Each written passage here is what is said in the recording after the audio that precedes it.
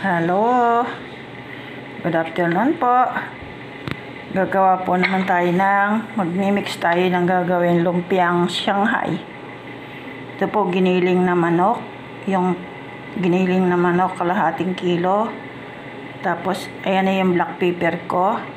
Tapos ito yung aking grind na carrots, onion and garlic, magkakasama na po dyan. Tapos, lagyan po natin ng, ito, may bell pepper ako. Bell pepper.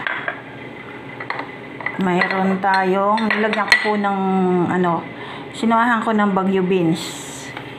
Para may BG. Ito. Pero ito, gayat ko na ng pino. Haluan natin. Baguio beans.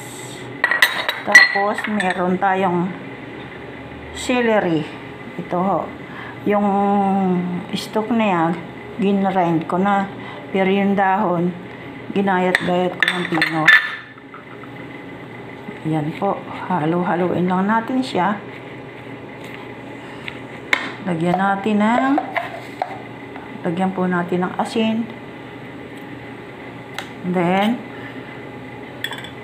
may dalawa tayong itlog. Ayan po. 2 egg. Tapos, halo-haluin lang po natin dyan. Yung pong chicken, niluto ko na. Para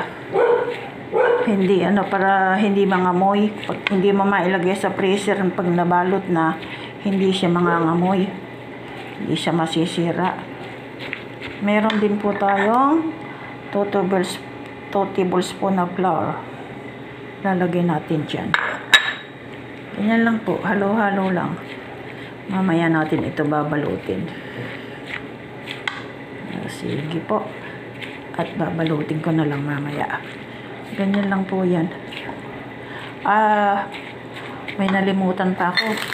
Lagyan natin ng mamagicin po natin. Magic sarap. Yan. Lagyan natin ng kaunti. Ayan po. Para lalong sumarap. Ayan. Okay na po yan. Magbabalot na ako.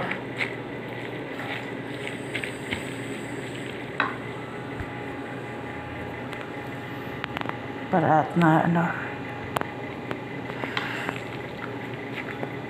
matagal ding magbalot eh.